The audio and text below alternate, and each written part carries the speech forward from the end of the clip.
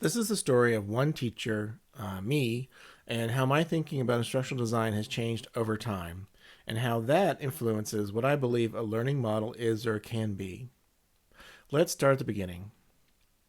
In college, I was taught to teach by using curriculum resources, like many prospective teachers are taught. The focus was not necessarily on teaching students, but using resources.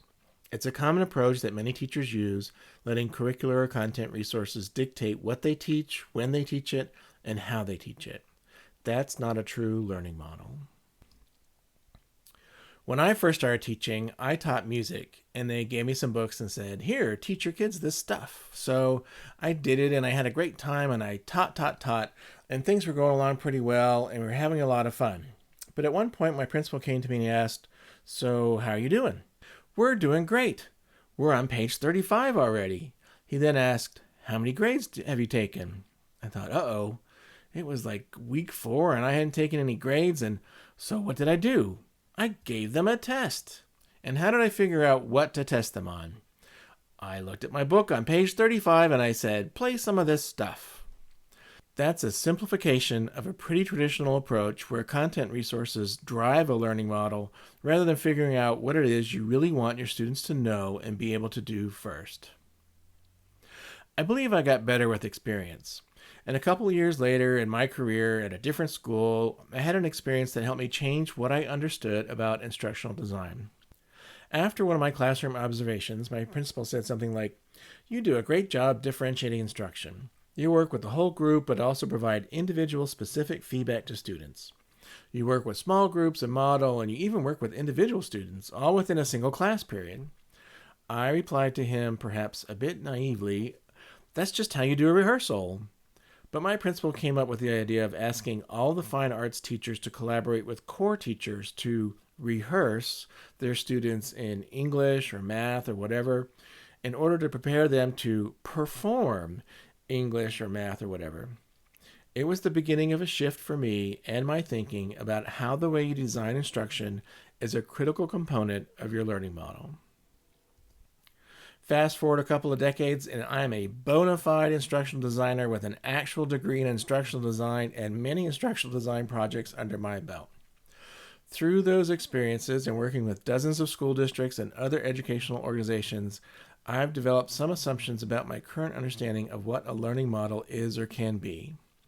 The big ideas are: we're all born curious and want to learn. Let's just not do harm to that. We're always learning. During the pandemic, many teachers learned that most students kept learning, just not what we might have intended them to learn.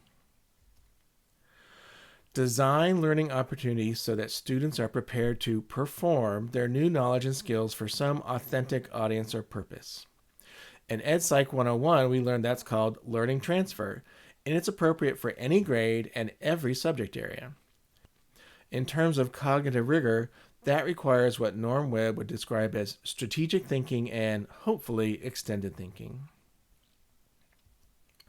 Learning should be meaningful, relevant, and appropriately challenging. We hear that a lot. So to me, that means activities have to be relevant to the content so students can master key content skills and knowledge that they can then use when they leave your classroom.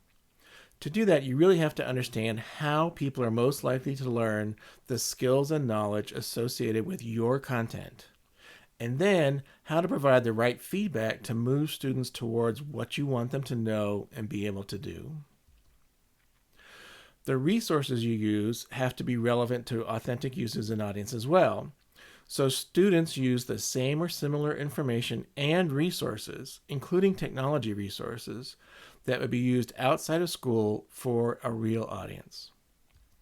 And learning opportunities have to be relevant to the students. If they can't make that connection, learning becomes compliance, if learning even happens. Going back to Ed Psych 101, we all learned that's called intrinsic motivation. Again, students showed that to us during the pandemic with their feet. They walked away from our compliance-driven learning models in droves.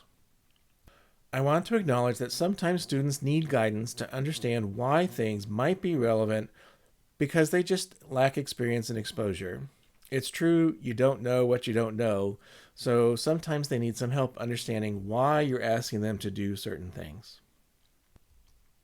Another assumption I have experienced is after a certain point, your age has very little to do with what you can learn. Yes, there are some developmental steps most learners have to make at some point, but any fine arts teacher or athletic coach or CTE teacher who has worked with multi age groups can tell you skill and knowledge are not dependent on age.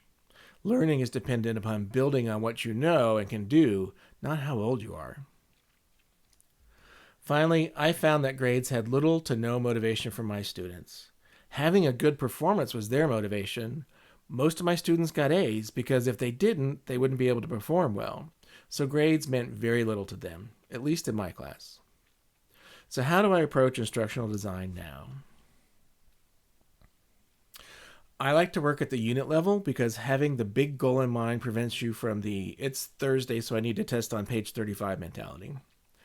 This timeline on the screen represents a 9-week grading period, but your units are probably going to be shorter, like 3 weeks or 4 weeks, or maybe even 1 week. The process is always the same. The first place to start, of course, is with standards. Standards are not a bad thing. Just because you want to transform your learning model, it doesn't mean you abandon content standards, but you may want to treat them differently.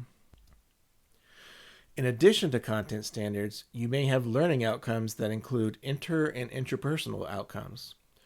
Represented below the timeline are the 5 C's, or at least one iteration of the 5 C's.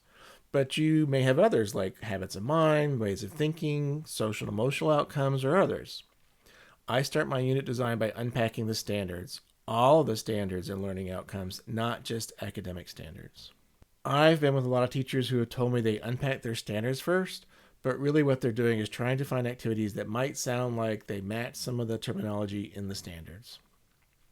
I like to use Norm Webb's depth of knowledge levels to unpack standards across an entire unit, not just an activity, like what I might have found on page 35. Having done this with so many teachers across multiple states and just about every content area imaginable, what I've discovered is that every grade and every subject has standards that require students to engage in strategic and extended thinking. That means every grade has standards that require students to make deep connections to content by exploring challenging problems or phenomena. And then that requires them to make decisions, to make judgments, and to pull from a repertoire of skills to address the problem. These problems cannot be assessed by a multiple choice or fill in the blank question. They require students to do something, to perform, or to create, or to produce. So you can see how my principal was far more astute than I was, and that his emphasis on rehearsing and performing was so spot on.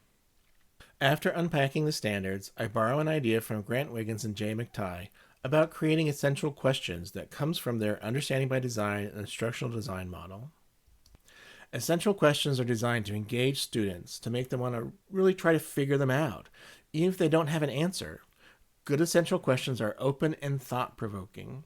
I once used the question, "What's our place in the universe?"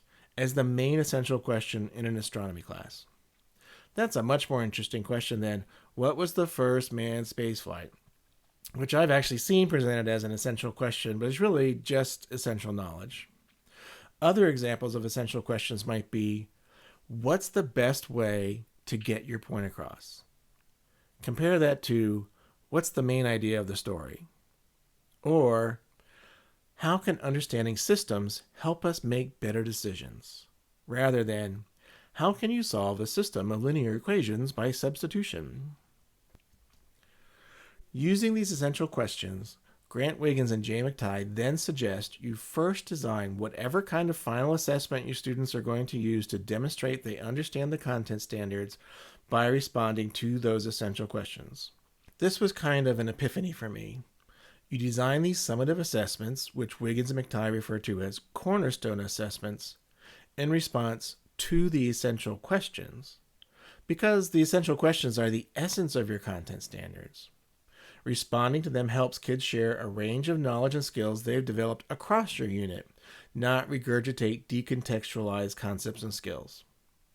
You can create whatever kind of cornerstone assessment you feel is appropriate to your content and your students. My students mostly did performances, but you might have yours complete and present a project, do an exhibition, and those can be combined with things they write or create that they then have to reflect on and justify. After you've figured out that thing or those things that students are going to do to show you they've mastered the content in your unit, you then apply the backwards design steps. Understanding by design is a backwards design model, and there are others, but it's probably the most well-known one in K-12 schools. From your cornerstone assessment, you work backwards through the content and knowledge to create a hierarchical understanding of what students have to learn. I do this by asking, what is it my students need to know and be able to do to be successful on my cornerstone assessment? I want them all to be successful. And then I ask, well, what is it they need to know and be able to do for that step? And so on and so on. At some point, you get to the foundational knowledge or prerequisite knowledge and skills that students should bring to the unit. This is an important distinction from my opening scenario where I just worked through a content resource someone gave me. There, the focus was on mastering each lesson or activity without having the big picture at the end in mind. Now that I know to design with that big picture at the end, this hierarchical series comprises what is called a learning progression. And it's the learning progression that can help teachers differentiate their instruction and help provide the best learning opportunities at the right time. The learning progression is the order that most students will develop knowledge and skills. It's informed by our best knowledge and understanding of our content as well as our experiences. And sometimes it changes over time as our understanding of the learning progressions becomes more sophisticated. Learning progressions and units are best developed and periodically revised by teams of teachers rather than by one in isolation, because that combined experience is going to generate a more accurate, richer learning progression. In this graphic, the lessons or activities are indicated by stars. I didn't have a good icon for a lesson. I thought all kids can be stars, so I used stars for lessons. You'll also notice that there are other icons, like the orange icon in week 2 that represents a process, maybe a process for collaborating together or a process for communicating effectively to an authentic audience. Remember, when we unpacked standards, we unpacked all the learning outcomes, including the inter and interpersonal skills, and we figured out how those skills have to be taught. Yes, there can be a learning progression for inter and interpersonal skills, and I've developed many of them with teachers across the country. The little computer icons represent a technology-based skill, but there might be other kinds of resources that also have to be taught that aren't technology. Maybe a Bunsen burner or a clarinet. All these skills and resources become a part of our instructional design considerations in our learning model because we can then also assess them on our cornerstone assessment. One thing I don't think that we take advantage of routinely, but is becoming more popular, are pre-assessments. These are not the same thing as summative assessments in disguise that are used as a measure of pre and post learning. Pre-assessments are used to help orient students to the new content, to help them make connections to prior learning, and to help you accurately place students in the sequence of learning activities in your unit. That's another reason learning progressions are so important. If your pre-assessment shows that some students have already mastered some foundational skills and knowledge, you put them in the right place in your curriculum sequence. Or there could be gaps in their learning, or they might face too much challenge and become overwhelmed. If you don't pre-assess students and start them all at the same place, you're more than likely guaranteed to bore and disengage a percentage of your students. Another benefit about having a learning model designed this way is that you can develop formative assessment strategies prior to implementing the unit. These strategies are quick checks you or your students can use to see where they are along the learning progression. And depending on what types of supports you can provide students, and let me just tell you that learning progressions make great rubrics, students can actually self-assess their learning formatively or do so with peers, and then make an informed decision about what they need to do next. That's really important if you're trying to provide student choice in your learning model, like if you're incorporating learning menus or playlists, choice boards, or other choice strategies. All those choice vehicles should be aligned to the hierarchy of the learning progression. If a student does one activity on your choice board that is aligned to one step of your learning progression, and if you or they have formatively determined they have not mastered the concepts, the choice board should give them additional choices at that same level on the learning progression.